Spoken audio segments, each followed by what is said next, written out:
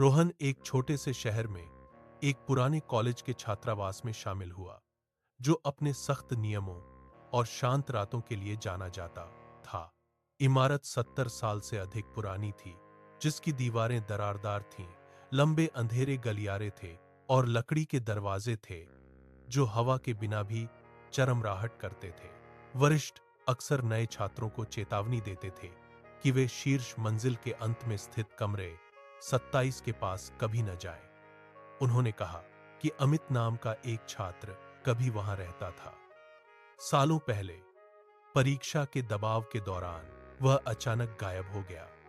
कुछ लोगों का मानना था कि वह भाग गया, लेकिन अन्य ने कहा कि उसे आधी रात को कमरे 27 में प्रवेश करते हुए आखिरी बार देखा गया था।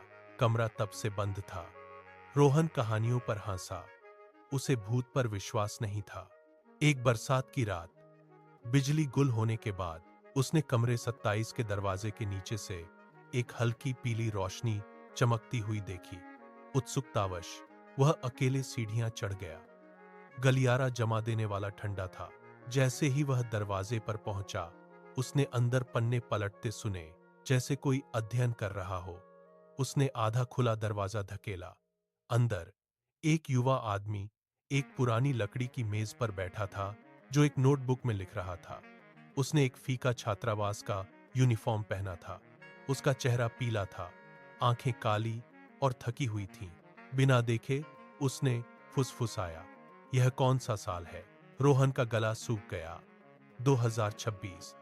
पेन हिलना बंद हो गया। धीरे धीरे लड़के ने अपना सिर घुमाया।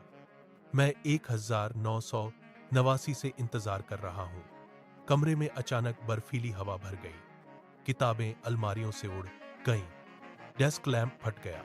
रोहन सीढ़ियों से चिल्लाते हुए नीचे भागा। जेलर और छात्र मशालों के साथ ऊपर दौड़े, लेकिन कमरा 27 खाली था। धूल ने सब कुछ ढक दिया था। कोई दीपक नहीं, कोई डेस्क नहीं, कोई लड़का नहीं। केवल एक नोटबुक बीच में पड़ी थी। आखिरी पन्ने पर ताजा स्याही से लिखे गए शब्द थे। रोहन आया, उसने मुझे देखा। अगली सुबह रोहन जाने के लिए तैयार हुआ, लेकिन बाहर निकलने से पहले वार्डन ने चुपचाप कहा, तुम 5वें छात्र हो जिसने उसे देखा है। फिर उसने धीमी आवाज में जोड़ा, हर 10 साल में कमरा 27 अपने आप खुलता है। आज भी स्थानीय लोग कहते हैं कि तूफानों के दौरान छात्रावास के गलियारे के अंत में एक पीली रोशनी अभी भी दिखाई देती है और अंधेरे में पन्ने पलटते हुए सुने जा सकते हैं।